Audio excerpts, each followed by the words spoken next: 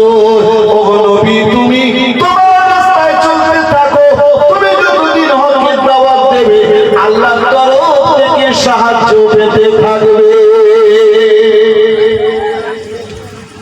হযরত সালমান ফারসি যখন মহলে নবুয়ত দেখতে পেলেন মনটা আনন্দে ভরে গেল যে ইনি কখনো মিথ্যা নবী হতে পারে না দুটো প্রমাণ আমি পেয়ে গেছি মুহাম্মদ সাল্লাল্লাহু আলাইহি ওয়াসাল্লাম সাদকা কবুল করেননি হাদিয়া কবুল করেছেন আর দ্বিতীয় নিদর্শন হলো যিনি শেষ নবী হবে তার দুটো কাদের মাঝখানে মোহরে নবুয়ত থাকবে সেই মোহরে নবুয়ত আমি সালমান ফারসি থেকে নিয়েছি আমার হযরত সালমান ফারসি রাদিয়াল্লাহু তাআলা আনহু আনন্দে উৎফুল্ল হয়ে আল্লাহ রাসূলের সামনে এসে বসে পড়লেন আর বললেন ইয়া রাসূলুল্লাহ ইয়া হাবিবাল্লাহ আপনি আপনার হাত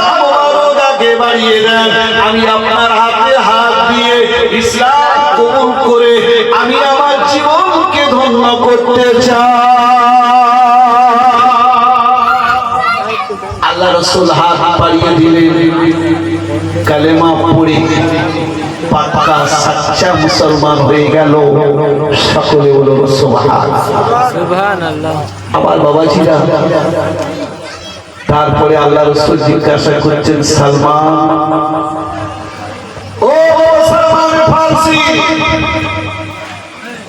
তুমি কোথায় থাকো বলছে ইয়া রাসূলুল্লাহ ইয়া হাবিবাল্লাহ আমার জীবনের ইতিহাস লম্বা আমি ছিলাম অগ্নি পূজারী সত্য ধর্মের সন্ধান করতে গিয়ে চারবার গোলাম হয়েছি কৃতদাস হয়েছি বর্তমানে আমি একজন ইহুদি কৃতদাস আর গোলাম আল্লাহ রাসূল বললেন সালমান তোমার মালিকের সাথে কথা বলো তোমার মালিক যদি কিছু জিনিসের বিনিময়ে মুক্ত করে দাও আমরা ব্যবস্থা করে দেব কিন্তু তোমার মতো অভিজ্ঞ জ্ঞানী আল্লাহ ওয়ালা সাহাবী আমার দরকার হযরত সালমান ফারসি নিজের মালিকের কাছে গিয়ে বললেন মালিক আপনি যা চাইবেন আমি দেব বিনিময়ে আমাকে আজাদ করে দেন মুক্ত করে দেন মালিক বলছে আমি কিছু চাই না আমার এই যে বিশাল বাগান আছে এই বাগানে তোমার 300 খেজুর গাছ লাগিয়ে দিতে হবে হযরত সালমান ফারসি রাদিয়াল্লাহু তাআলা আনহু আল্লাহ রাসূলের কাছে এসে বললেন ইয়া রাসূলুল্লাহ ইয়া হাবিবাল্লাহ আমার মালিক আমাকে বলেছে যে আমি যদি 300 খেজুর গাছ লাগিয়ে দিতে পারি তাহলে আমার মালিক আমাকে মুক্ত করে দেবে আল্লাহ রাসূল বললেন চলো আমি নবী মুহাম্মদুর রাসূলুল্লাহ সাল্লাল্লাহু আলাইহি ওয়াসাল্লাম নিজে গিয়ে তোমার বাগানে খেজুর গাছ লাগিয়ে দেব সকলে বলুন সুবহানাল্লাহ আমার বাবাজিরা তার কয়েকদিন পরে আল্লাহর প্রিয় হাবিব মুহাম্মদুর রাসূলুল্লাহ সাল্লাল্লাহু আলাইহি ওয়াসাল্লাম 300 খেজুর গাছের চারা নিয়ে ওই মালিকের বাগানে রোপণ করে দিলেন হাদিসে এসেছে 299টা গাছ আল্লাহ রাসূল নিজে হাতে লাগিয়েছেন আর একটা খেজুর গাছ হযরতে ওমর রাদিয়াল্লাহু তাআলা আনহু রোপণ করেছিলেন কিছুদিন পরে দেখা গেল ওমরের রোপণ করা চারাটা মারা গেছে আর 299টা খেজুর গাছ জীবিত রয়েছে এবং তরুতাজা আর কিছু দিনের মধ্যে বড় হয়ে গেছে সকলে বলুন সুবহানাল্লাহ শুধু বড় হয় ওলামারা বলছে আজ থেকে 1450 বছর আগে লাগানো আল্লাহ রাসূলের পবিত্র হাতে লাগানো খেজুর গাছ এখনো বেঁচে আছে। যারা হজে যান, উমরায় যান, পয়সা খরচ করে যদি বেড়াতে যান দেখতে পাবেন মদিনার একটা খেজুর বাগানের নাম হলো বাগাতে সালমান, হাদিকত সালমান, সালমানের খেজুর বাগান। আমার বাবাজিরা, আল্লাহর প্যারা হাবিব সাল্লাল্লাহু আলাইহি ওয়াসাল্লামের হাতে আল্লাহ তাআলা এমন বরকত দিয়েছেন যে একটা খেজুর গাছ মিস যায়নি। ওই খেজুর গাছ থেকে যে খেজুর হয়েছিল ওই খেজুরের নাম হলো আজওয়ায়ে মদিনা। সকলে বলুন সুবহানাল্লাহ। বুখারী শরীফে এসেছে যে কোন মানুষ যদি দৈনন্দিন ওই আজওয়া খেজুর দৈনন্দিন 5টা করে খায় সে কোনদিন হার্ট অ্যাটাক করে মারা যাবে না। সকলে বলুন সুবহানাল্লাহ। তো হযরত সালমান ফারসি রাদিয়াল্লাহু তাআলা আনহু তিনি পৌত্তলিক মুসলমান ছিলেন না।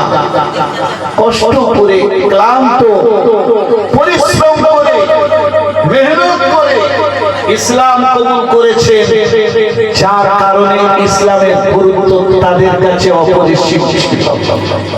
আমার বাবাজিরা, ইসলাম সকলে পায় না। যদি ইসলাম সকলে পেত তাহলে আবু তালিবও পেত। কি বাবা পেত না? পেত। আরে আবু তালিব হলো আল্লাহর রাসূলের চাচা। আল্লাহ রাসূলের খিদমত করেছেন, আল্লাহ রাসূলের সাহায্য করেছেন 50 বছর, কিন্তু ইসলাম কবুল করার সুযোগ হয়নি। বেঈমান অবস্থায় দুনিয়া থেকে মারা গেছে। আজ দেখবেন অনেকে বলে পৌত্তলিকতার প্রমাণ দেখায় যে আমাদের সঙ্গে সম্পর্ক রাখলে জান্নাত পাওয়া যাবে, আমাদের সঙ্গে সম্পর্ক রাখলে জান্নাতে যাওয়া যাবে। মনে রাখবেন, আল্লাহ রাসূলকে 50 বছর খিদমত করেছে আবু তালিব। মৃত্যুর আগে আল্লাহ রাসূল গিয়ে বলছেন, চাচাজি, ও আমার চাচা, আপনি একবার কলেমাটা পড়ে নেন, বাকি আল্লাহর কাছে আমি বুঝে নেব। আপনার জান্নাতে নিয়ে যাওয়া, জান্নাতে নিয়ে যাওয়া শতভাগ চেষ্টা আমি নবী করব। আবু তালিবের মনটা চাচ্ছে ভাইপোর সন্তুষ্ট করার জন্য কলেমাটা পড়ি। ওদিকে আবু লাহাব বলছে, আবু তালিব, মৃত্যুর সময় যদি তুমি কলেমা পড়ে মুসলমান হয়ে যাও, ইতিহাস তোমার ক্ষমা করবে না। ইতিহাস বলবে আবু তালিব মৃত্যুর ভয়ে ভাইপো ধর্ম কবুল করে দুনিয়া থেকে বিদায় নিয়েছে। আবু তালিব চোখ বন্ধ করে নিলেন, কলেমা পড়ার সুযোগ হলো না। কিছুক্ষণ পরে মারা গেল। আল্লাহ রাসূলের মনটা খারাপ হয়ে গেল, চোখের কোণ থেকে পানি ঝরছে। হযরত আলী এসে বলছেন, ইয়া রাসূলুল্লাহ, ইয়া হাবিবাল্লাহ, আব্বাজান মারা গেছে। হুজুর বলছেন, আমার কিছু করার নেই, মাটি খোঁড়ো আর পুঁতে দাও, এছাড়া অন্য কোনো রাস্তা নেই। কিন্তু হুজুরের খুব দুঃখ হচ্ছে। আল্লাহ সঙ্গে সঙ্গে কোরআন শরীফের আয়াত অবতীর্ণ করে জানালেন, ইন্নাকা লা তাহদি মান আহাবাবতা ওয়ালাকিন্নাল্লাহা ইয়াহদি মান ইয়াশা।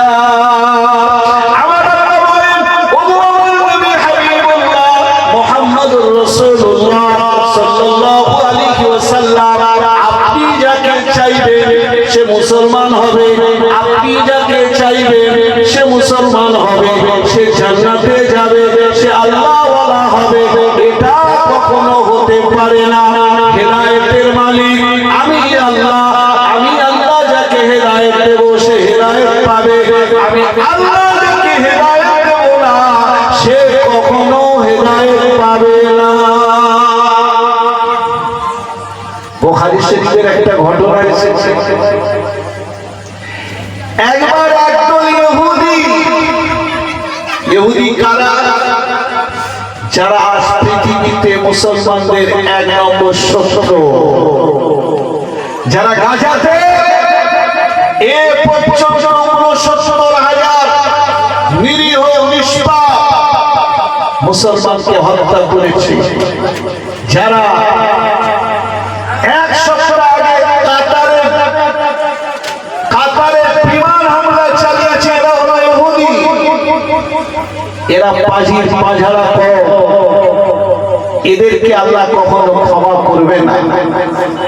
তো একদল ইহুদি আল্লাহ রাসূলের কাছে এসেছে, আর তাদের নেতৃত্বে রয়েছে ইহুদিদের বড় আলিম হযরতে আব্দুল্লাহ বিন সালাম রাদিয়াল্লাহু তাআলা। ইহুদিদের ভিতরে সবচেয়ে বড় আলিম আব্দুল্লাহ বিন সালাম। ইহুদিরা এসে আল্লাহ রাসূলকে বলছে, মুহাম্মদ, ও মুহাম্মদ, সকলে বলুন সাল্লাল্লাহু আলাইহি ওয়াসাল্লাম, আমরা আপনার কাছে তিনটে প্রশ্ন করব। এই তিনটে প্রশ্নের উত্তর যদি আপনি দিতে পারেন আমরা সকলে ইসলাম কবুল করব। আর আপনি যদি তিনটে প্রশ্নের উত্তর দিতে না পারেন তাহলে আমরা ইসলাম কবুল করব না, বরং আমরা মাইক নিয়ে প্রচার করব যে আপনি একজন মিথ্যা নবী, আপনি একজন ঝুঠা নবী। সকলে বলুন নাউযুবিল্লাহ। আমার ভাই, আল্লাহ রাসূল সাল্লাল্লাহু আলাইহি ওয়াসাল্লাম ছিলেন নরম স্বভাবের। কি স্বভাবের বাবা? কিন্তু নবীর উম্মত নরম স্বভাবের নয়। আজকাল দেখবেন চায়ের দোকান, বিরাট বড় মাদ্রাসা, আপনি যা প্রশ্ন করবেন সঙ্গে সঙ্গে উত্তর দিয়ে দেয়। কি বাবা দেয় না? দেয়। চায়ের দোকান হলো সবচাইতে বড় ইউনিভার্সিটি। যত বড় বড় রাজনীতিবিদ সব চায়ের দোকানে থাকে, সারাদিন কাটা ছাড়া হচ্ছে বিভিন্ন রাজনৈতিক দলে। এটা ইসলামিক কালচার না আমার বাবাজিরা, আর এগুলো ইসলামিক কালচার নয়। আল্লাহর প্যারা হাবিব সাল্লাল্লাহু আলাইহি ওয়াসাল্লাম বললেন, বলো তোমাদের কি প্রশ্ন আছে তোমরা বলো। ইহুদি আলিম আব্দুল্লাহ বিন সালাম বলছে, আমি তিনটে প্রশ্ন করব। এক নম্বর প্রশ্ন হলো যে আপনি বলেন যারা জান্নাতি হবে, জান্নাতীদের প্রথম খোরাক কি হবে? দ্বিতীয় প্রশ্ন হলো আপনি বলো যে এমন কোন জায়গা যেখান থেকে আগুনের অগ্নিকুণ্ড বেরোবে আর সেই অগ্নিকুণ্ডে মানুষের ক্ষতি হবে।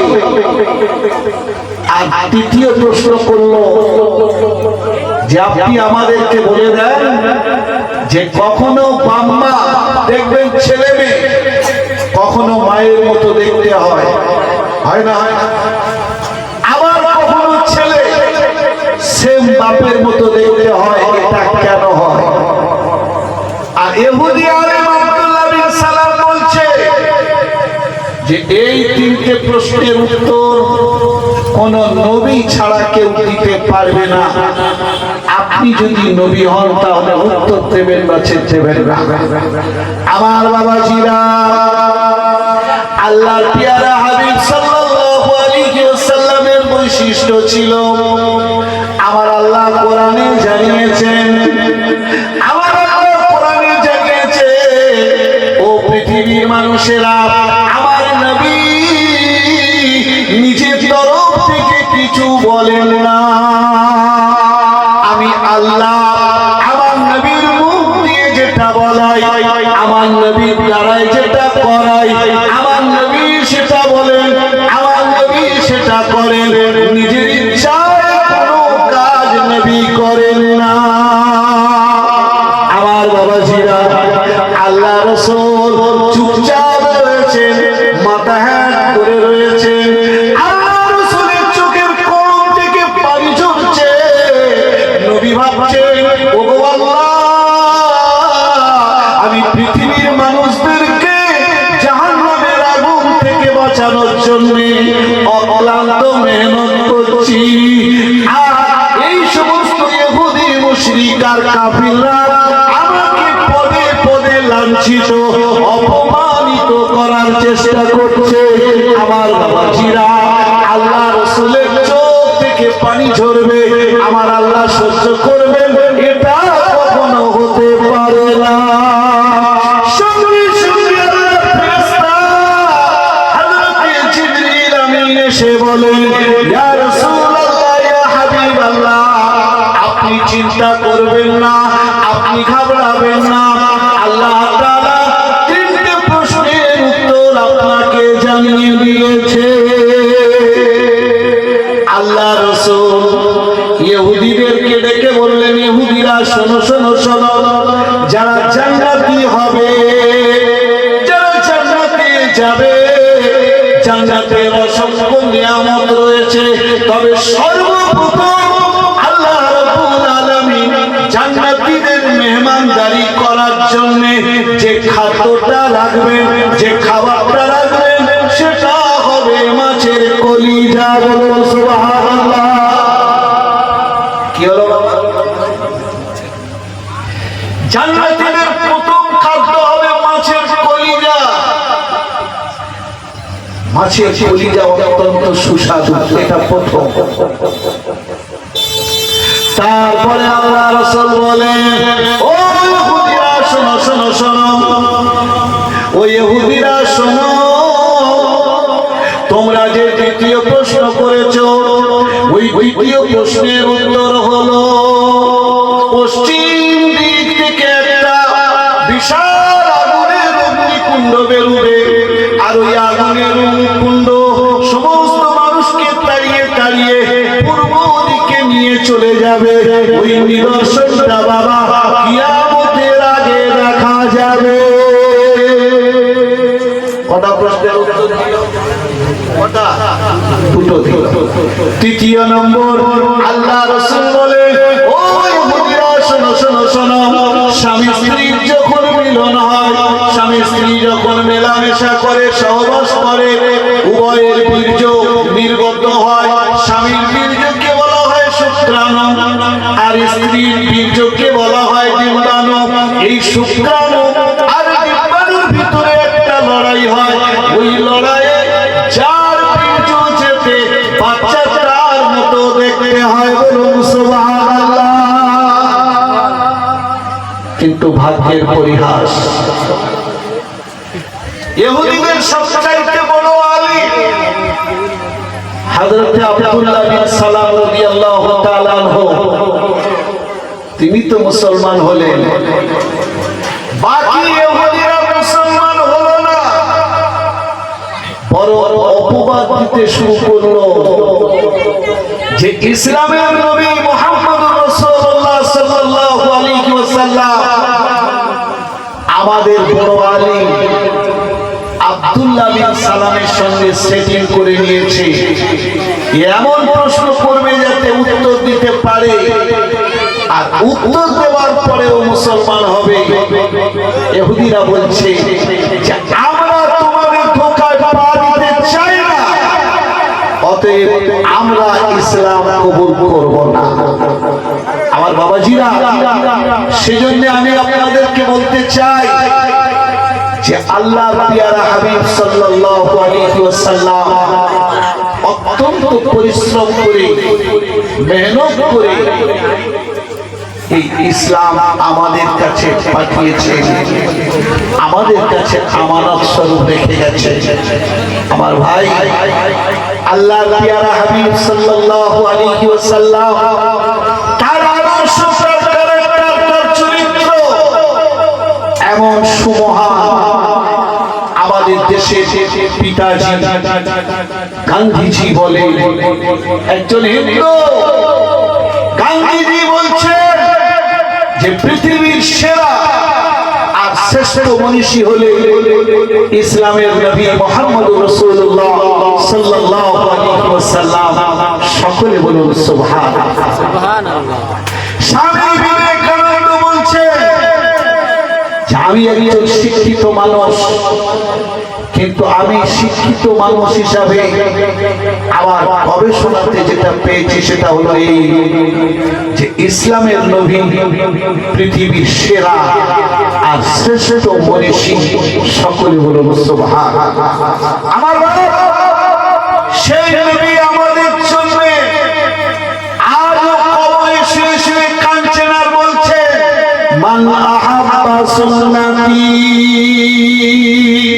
ফাকাদ আহাব্বানি ওয়া মান আহাব্বানি ফাকাদ মাইয়া ফিল জান্নাহ। আল্লাহ রাসূল বলেন, ওয়া আমার উম্মতীরা, ওয়া আমার উম্মতীরা, তোমরা যদি আমাকে ভালোবাসতে চাও, তোমরা যদি আমাকে ভালোবাসতে চাও, আমার সুন্নতের তোমরা পাবন্দি করো। আর আমার সুন্নতের যারা পাবন্দি করবে, আমি নবী তাদের জন্য ঘোষণা করছি, ফাকাদ মাইয়া ফিল জান্নাহ। ওই মানুষটা আমার সঙ্গে একই জান্নাতে অবস্থান করবে। সকলে বলুন সুবহানাল্লাহ। আবার বাবা ছিল, আমার ভাইরা, নবীর সন্তুষ্টি যদি আপনি পেতে চান, যদি মনে করি যে কাল কিয়ামতের দিনে কঠিন মুসিবতের সময় আমি আপনি দয়ার নবী সাল্লাল্লাহু আলাইহি ওয়াসাল্লামের হাতে হাউজে কাউসারের পানি পান করব, যদি মনে করে যে কিয়ামতের কঠিন মুসিবতের সময় আল্লাহ রাসূলের সুপারিশে আমরা জান্নাতে যাব, তাহলে সকলের প্রথম কাজ হলো বিশ্ব নবী মুহাম্মদুর রাসূলুল্লাহ সাল্লাল্লাহু আলাইহি ওয়াসাল্লাম তার সুন্নতের উপরে চলা, সুন্নতের উপরে আমল করা, সুন্নতকে ভালোবাসা। কারণ নবী বলেছেন, মান তামাসসাকা বিসুন্নতি ইনদা ফাসাদি উম্মতি ফালাহু মিয়াতু আজরি শাহীদিন। আল্লাহর হাবিব মুহাম্মদুর রাসূলুল্লাহ সাল্লাল্লাহু আলাইহি ওয়াসাল্লাম বলে, আমার উম্মতীরা কান খুলে শুনে নাও, শুনে নাও। ফিতনা ফাসাদের যুগে, গন্ডগোলের সময়ে, ঝগড়া বিবাদের সময়ে যদি কোনো মুসলমান আমার মৃত সুন্নতের উপরে আমল করে, আমার সুন্নতকে জীবিত করে, কাল কিয়ামতের দিনে 100 শহীদের সওয়াবের দরজা তাকে দেওয়া হবে। বলুন সুবহানাল্লাহ। আবার ভাই, আর মুসলমান জানে না সুন্নত কি? কি বাবা জানে? সুন্নত কি মুসলমান জানে না? আমার বাবা চিরা মনে রাখবে, বিশ্ব নবী মুহাম্মদুর রাসূলুল্লাহ সাল্লাল্লাহু আলাইহি ওয়াসাল্লামের সবচাইতে বড় সুন্নত হলো অন্যায়ের প্রতিবাদ করা। বলুন সুবহানাল্লাহ। সবচাইতে বড় সুন্নত অন্যায়ের প্রতিবাদ করা। আজ একটা বইয়ে পড়ছিলাম যে একটা ক্লাসে মাস্টার গিয়েছে, গিয়ে দেখছেন যে ক্লাসরুমে অনেকগুলো ছাত্র ছাত্রী বসে আছে। মাস্টার যখন গিয়েছেন সবাই দাঁড়িয়ে স্বাগতম জানিয়েছেন। তারপরে মাস্টার চেয়ারে বসে ছাত্রদের দিকে তাকিয়ে একজন ছাত্রী সাদা সালোয়ার কামিজ নীল জামা পরেছিল, সেই মেয়েটার দিকে তাকিয়ে বলছে, এই মুহূর্তে তুমি ক্লাস থেকে বেরিয়ে যাও। মেয়েটা বলছে, স্যার আমার অপরাধ কি? বলছে, কোনো কথা শুনতে চাই না, এক্ষুনি বেরিয়ে যাও। শুধু এক্ষুনি বেরিয়ে যাও নয়, আগামীতে আর তুমি এই স্কুলে, এই ক্লাসে, এই রুমে আর কোনোদিন আসবে না। তোমার ভর্তি আমি বাতিল করে দিলাম। সমস্ত ছাত্র ছাত্রী চুপ করে আছে। মেয়েটা বেরোতে চাচ্ছে না। যখন ধমক দিল, মেয়েটা বেরিয়ে চলে গেল। সবাই চুপচাপ। ছাত্ররাও বুঝে উঠতে পারছে না যে স্যার মেয়েটাকে কেন তাড়িয়ে দিল, মেয়েটা কি অপরাধ করলো, মেয়েটা কি অন্যায় করলো, মেয়েটা কি দোষ ছিল, কেউ বুঝতে পারছে না। কিছুক্ষণ পরে স্যার জিজ্ঞেস করছে, আচ্ছা তোমরা ব্যাপারটা কি বুঝলে? বলছে, স্যার আমরা কিচ্ছু বুঝতে পারিনি, আপনি শুধু মেয়েটাকে বহিষ্কার করলেন, তাড়িয়ে দিলেন, এইটুকু ছাড়া আর আমরা কিচ্ছু বুঝতে পারিনি। কারণ মেয়েটার তো আমরা কোনো অন্যায় দেখিনি, মেয়েটার কোনো দুষ্টুমি দেখিনি, সে ক্লাসে অশালীন কোনো আচরণ করেছে তাও দেখিনি। আপনি কেন তাড়ালেন, কেন বহিষ্কার করলেন, আমাদের বুঝে আসলো না। স্যার বলছে যে আমি ওই মেয়েটাকে বহিষ্কার করে একটা শিক্ষা তোমাদের দিতে চাইলাম।